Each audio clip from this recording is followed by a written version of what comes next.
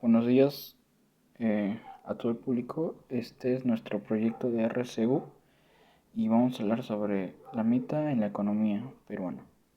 Bueno, para empezar, hay que recalcar en primer punto qué es la mita, lo cual era un trabajo forzado por parte de los indígenas que daban su mano de obra y eran explotados por los españoles en ese tiempo, los cuales como parte de tributo a la corona eh, ofrecían sus servicios en trabajo y esclavitud.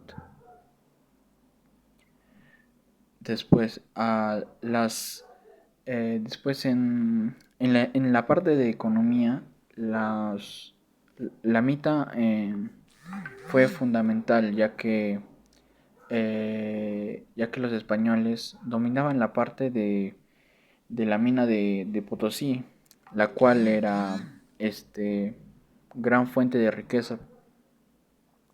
Y esto, hizo que a los indígenas los llamaran para hacer, como dije, trabajos en estas zonas. Em, ¿Esto en qué ayudó y en qué, o sea, los aspectos positivos y negativos que tuvo?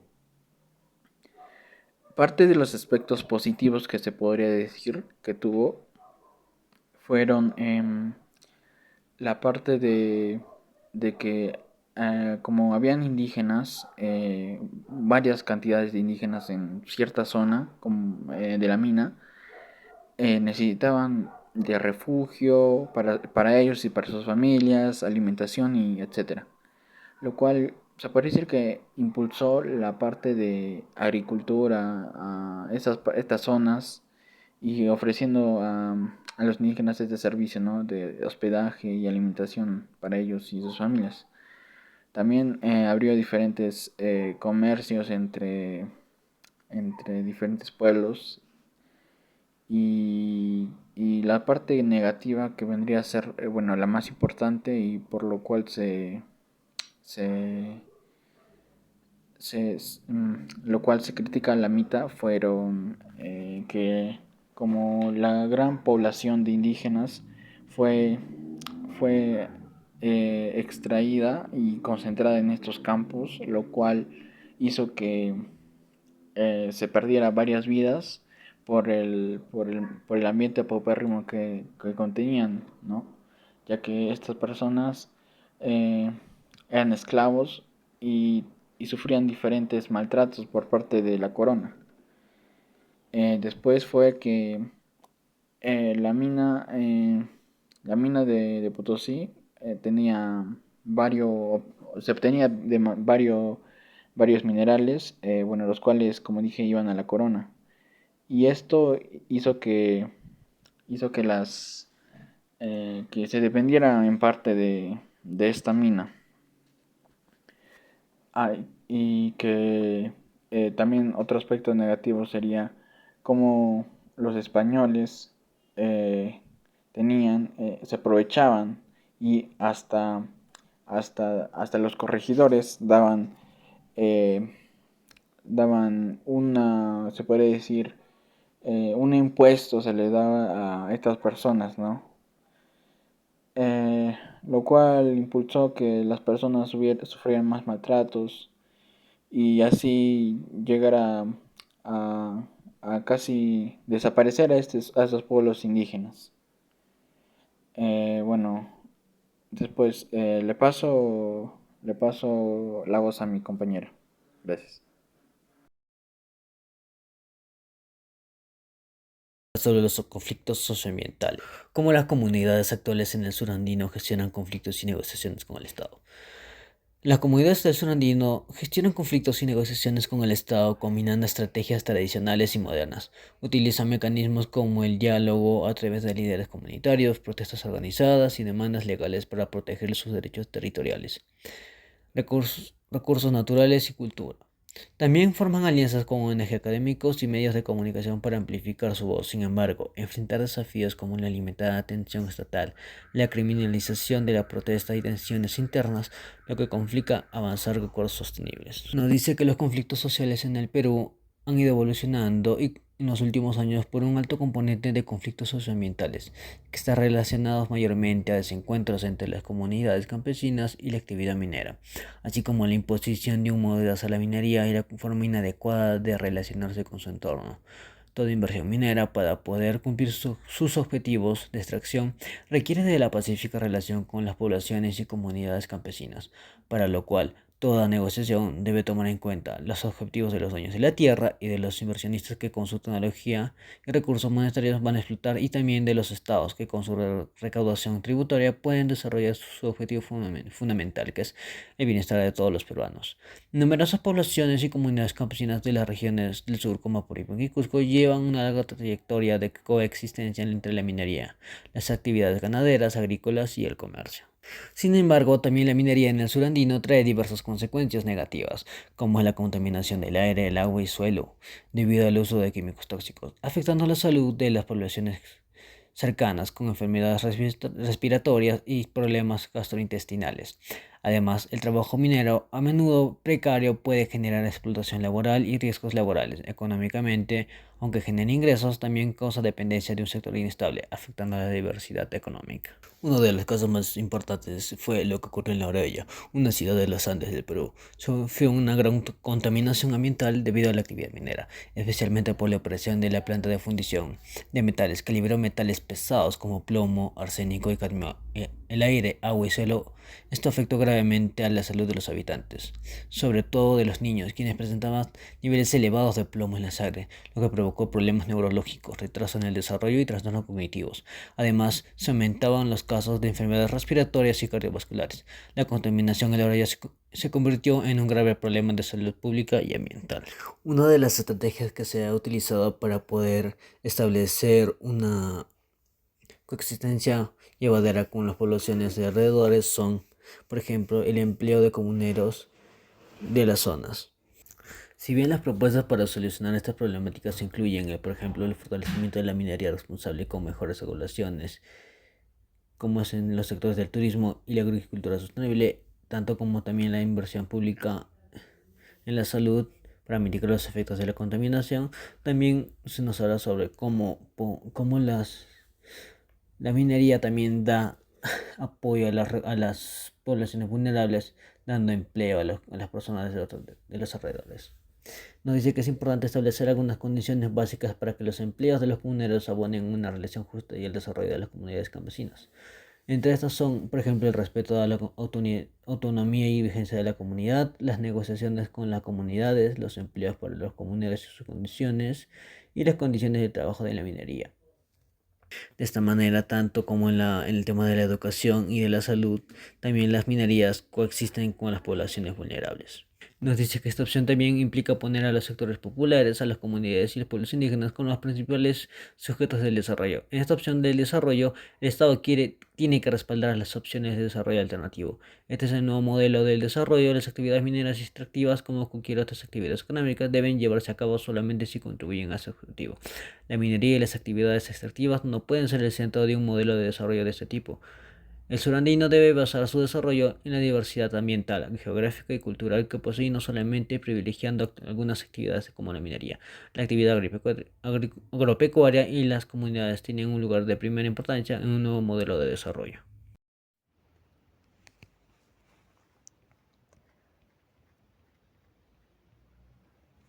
Una de las consecuencias de la mita fue las consecuencias sociales.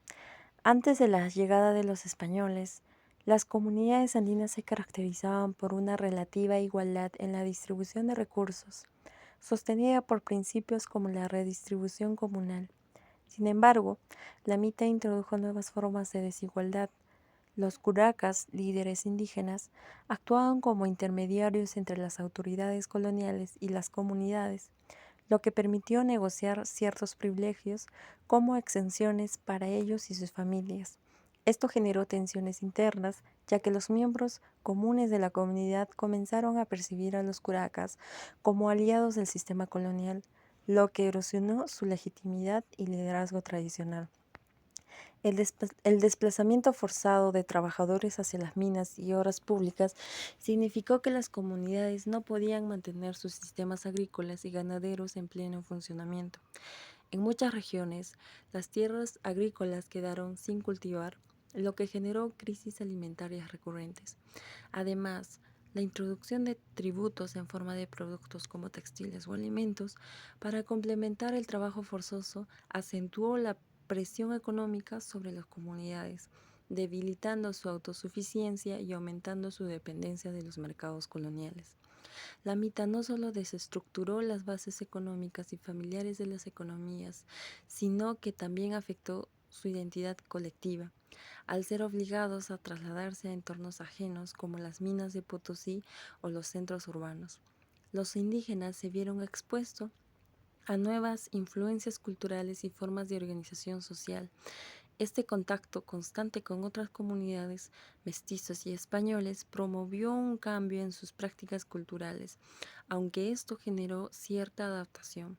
También resultó en la pérdida de elementos distintivos de su identidad cultural, como lenguas originarias y prácticas espirituales. A largo plazo, esto contribuyó a un proceso de culturización impuesto por el sistema colonial. Una de las consecuencias sociales de la mita fue la disminución del nivel educativo y pérdida de saberes tradicionales.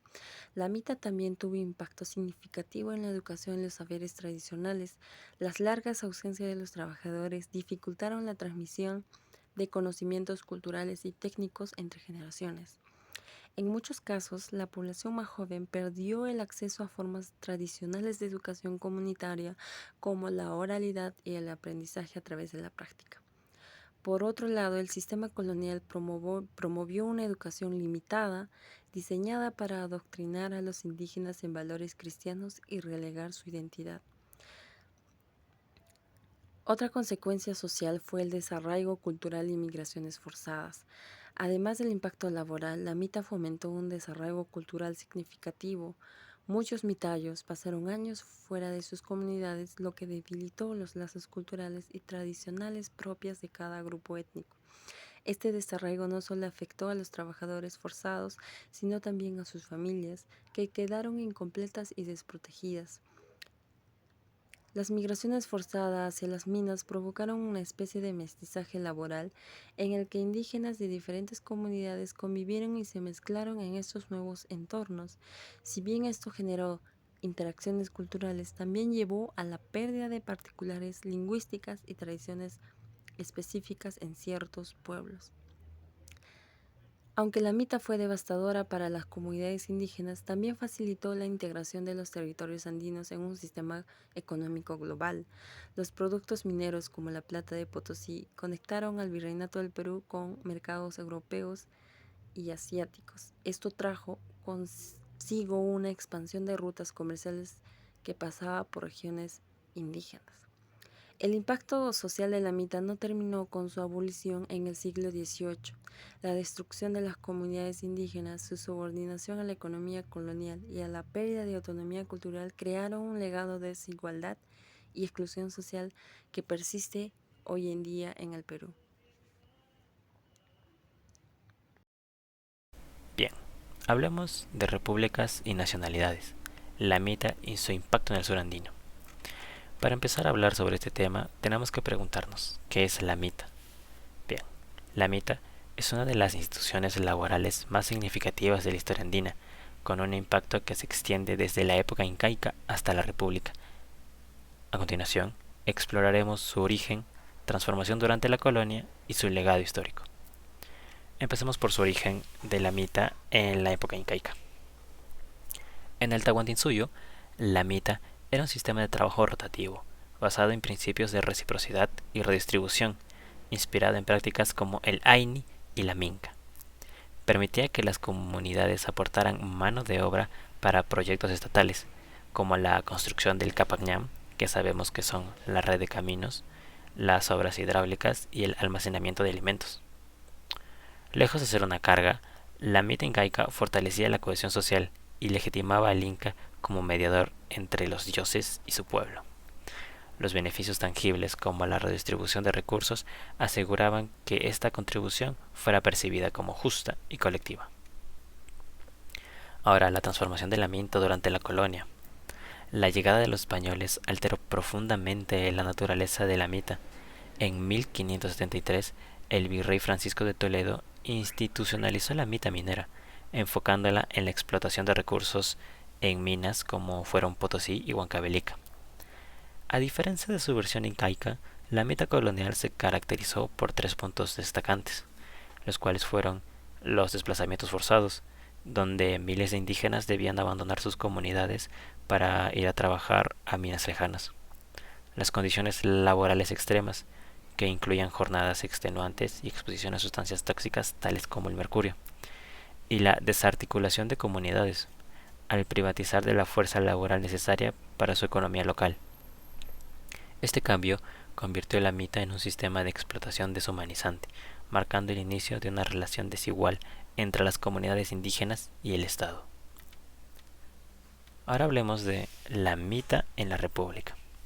Aunque la mita fue abolida oficialmente en 1826, tras la independencia del Perú, su impacto persistió. Surgieron nuevos sistemas de opresión como el enganche y el yanaconaje, que perpetuaron la servidumbre de las comunidades indígenas. La privatización de tierras comunales y la expansión de las haciendas agravaron las desigualdades. Muchas regiones andinas que habían sido afectadas por la mita continuaron en condiciones de pobreza y exclusión, limitando mucho su desarrollo económico y social.